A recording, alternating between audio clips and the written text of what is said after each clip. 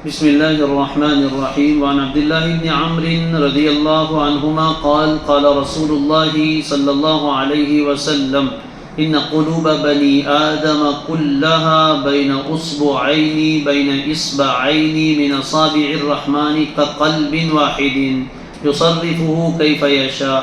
ثم قال رسول الله صلى الله عليه وسلم اللهم مصرف القلوب صرف قلوبنا على طاعتك. رواہ مسلم.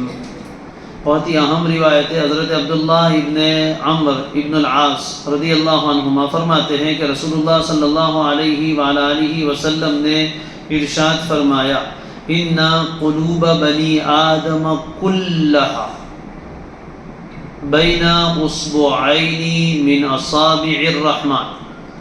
یقیناً تمام کے تمام انسانوں کے دل کلھا میں سب آ گئے، نیک بھی آ گئے برے بھی آ گئے، یہاں تک کہ انبیاء اولیاء سب آ گئے. تمام کے تمام انسان از آدم تا ایدم، حضرت آدم سے لے کر یہاں تک بلکہ قیامت تک جتنے بھی انسان ہیں ان سب کے سب انسانوں کے قلوب و دل بین اصبعین من اصابع الرحمن، خدائے رحمان کی انگلیوں میں سے دو انگلی کے درمیان ہے. ایسے ہی کا قلب واحد، جیسے کوئی ایک دل ہو، ایک دل کی طرح. یصرفہ کیف یشاء، جیسے چاہتا ہے اس کو پھیر دیتا ہے. اس روایت میں پہلی بات تو یہ سمجھیے کہ اللہ تعالیٰ کے لیے اصابع اور انگلیاں ثابت کی گئی ہے. خدائے رحمان کی انگلیوں میں سے دو انگلی کے درمیان. ہمارا عقیدہ ہے کہ اللہ تعالیٰ جسم سے پاک ہے اور انگلی جسم کے قبیل سے ہے. جی تو یہ متشابہات میں سے قرار دیا جائے گا. جیسے قرآن مجید میں ید اللہ فوق ایدیہم، اللہ کا ہاتھ ان کے ہاتھوں پر ہے. یوم یکشف عن ساق، پنڈلی کا تذکرہ ہے.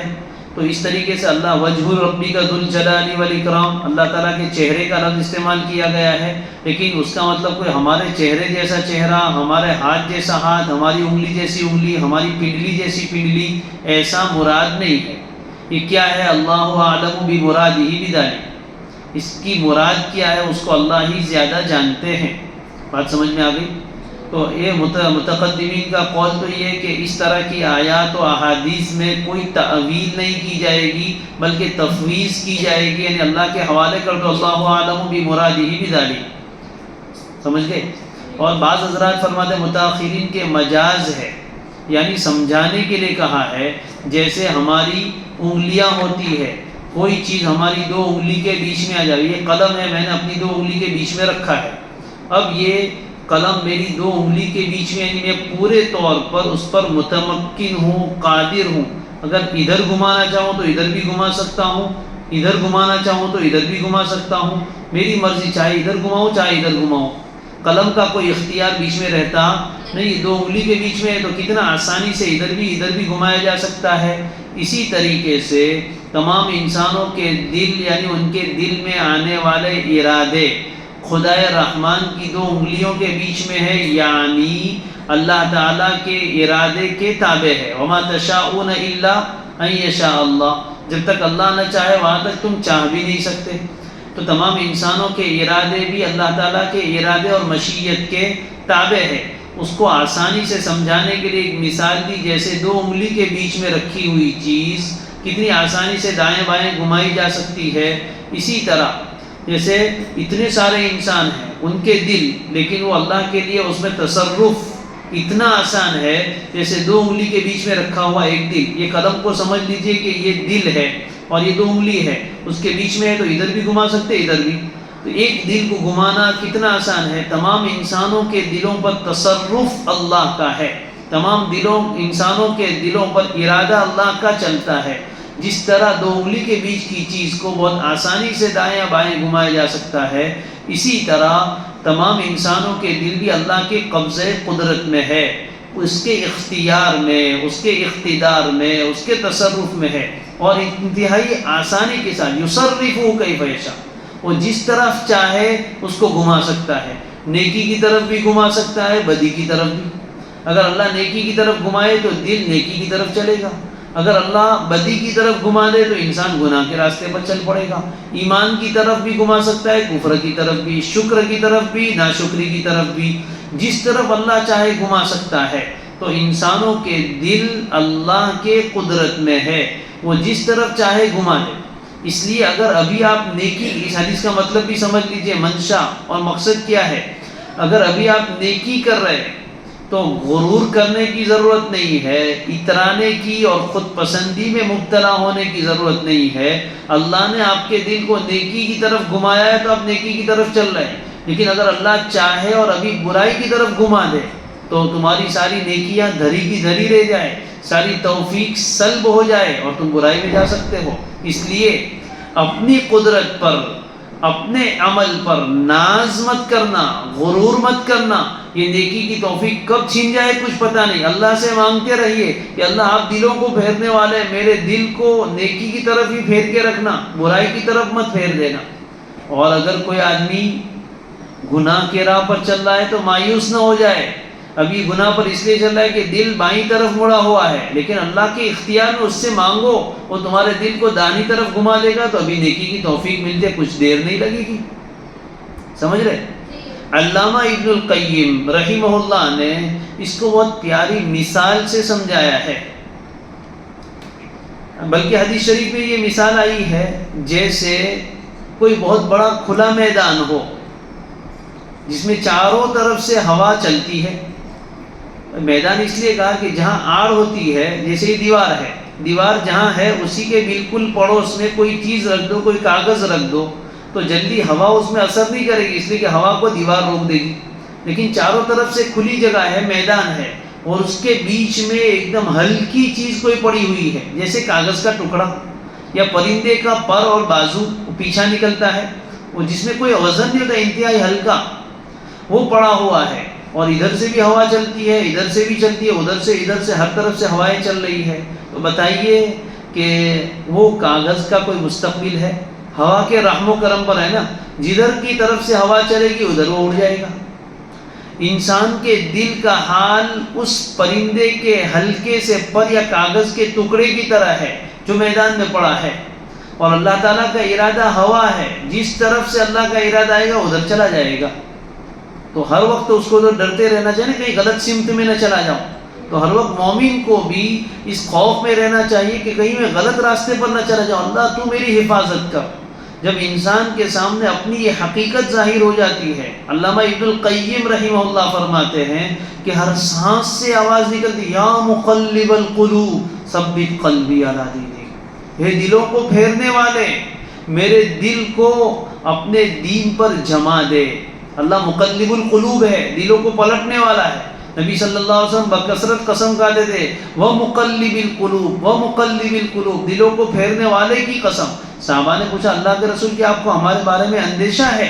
آپ نے فرمایا ہاں، تمام انسانوں کے دل خدائے رحمان کی دو انگلیوں کے بیچ میں جس طرف چاہے پھیر دے، اس لیے اس سے مانگتے رہو، یا مقلب القلوب ثبت قلبی علی دینک، یا مصرف القلوب صرف قلبی علی طاعتک۔ سمجھ گئے؟ دوسری مثال دی ہے علامہ ابن القیم رحمہ اللہ نے کہ انسانوں کی مثال یوں سمجھیے جیسے بکریوں کا ایک ریوڑ ہو۔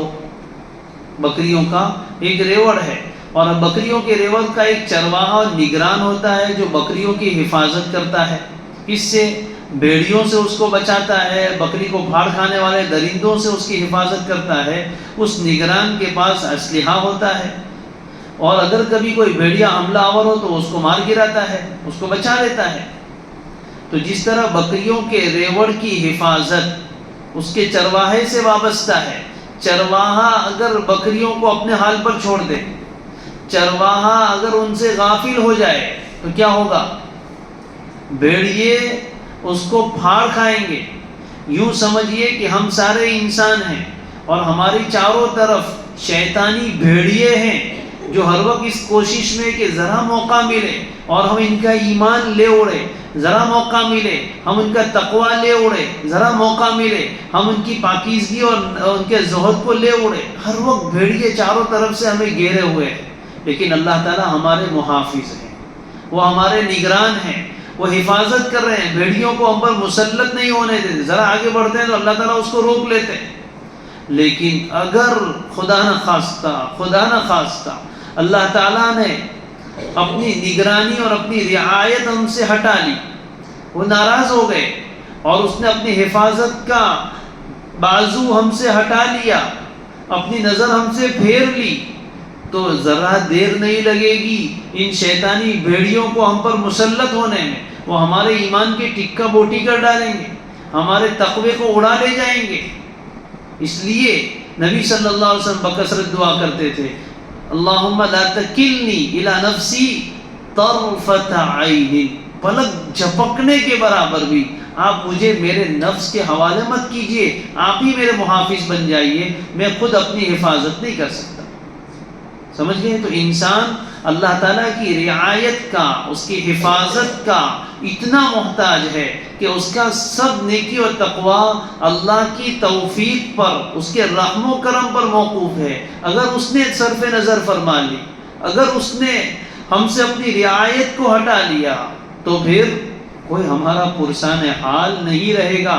بقول علامہ ابن القیم رحمہ اللہ کے، وہ ایمان کے عرش بلند سے سیدھا تحت الثری میں پہنچ جائے گا، اس کا ایمان رخصت ہو کے کفر و شرک کی کھائی میں گر جائے گا، اس کا تقوی رخصت ہو کے انتہائی درجے کا فاسق و فاجر بن جائے گا۔ اللہ ہماری حفاظت فرمائے۔ اس لیے دعا کری آپ نے، اس کے بعد فرمایا اللہم، اے اللہ، مصرف القلوب، یعنی یا مصرف القلوب، یا معذوف ہے، اے دلوں کو پھیرنے والے، صرف یصرف تصریف پھیرنا، اے دلوں کو پھیرنے والے، صرف قلوبنا، ہمارے دلوں کو پھیر دے، کہاں سے؟ من المعاصی الی الطاعات، من الکفر الی الایمان، گناہوں سے نیکی کی طرف، کفر سے ایمان کی طرف، برائیوں سے اچھائیوں کی طرف ہمارے دل کو پھیر دے۔ علی طاعتک، یہ علی للتمکن ہے، ہمارے دلوں کو پھیر دے اور اپنی طاعت پر جمع دے، یعنی ثبتھا علی طاعتک، اسے اپنی طاعت پر جمع دے۔ یہ اللہ سے دعا کرتے رہنا چاہیے۔ ربنا لا تزغ قلوبنا بعد اذ ہدیتنا، اے ہمارے رب، جب آپ نے ہمیں ہدایت دے دی تو اس کے بعد ہمارے دلوں کو ٹیڑھا مت کر دیجیے گا۔ یا مقلب القلوب ثبت قلوبنا علی دینک، ویا مصرف القلوب صرف قلوبنا علی طاعتک۔ یہ دعا بکثرت مانگتے رہنا چاہیے، ورنہ انسان کس وقت راہ راست سے بھٹک جائے کچھ معلوم نہیں۔ وما تشاءون الا ان یشاء اللہ رب العالمین۔ اللہ تعالی ہمیں اپنی رعایت میں رکھے، اپنی حفاظت میں رکھے، ہمارے دل کو باطل کی طرف، گمراہی کی طرف مڑنے سے حفاظت فرمائے، ثابت قدم رکھے حق پر۔ یثبت اللہ الذین آمنوا بالقول الثابت فی الحیات الدنیا وفی الآخرہ، قول ثابت یعنی کلمہ طیبہ کی برکت سے اللہ ایمان والوں کو ثابت رکھتے ہیں، جمائے رکھتے ہیں۔ یہ کلمہ طیبہ ثابت قدمی کا سب سے بڑا ذریعہ ہے۔ اللہ ہم سب کو ہدایت پر، ایمان پر، راہ جنت پر مستقیم رکھیں، ثابت قدم رکھیں، بھٹکنے سے، گمراہی سے، پھسلنے سے، پیچھے ہٹنے سے اللہ ہم سب کی حفاظت فرمائے۔ آمین۔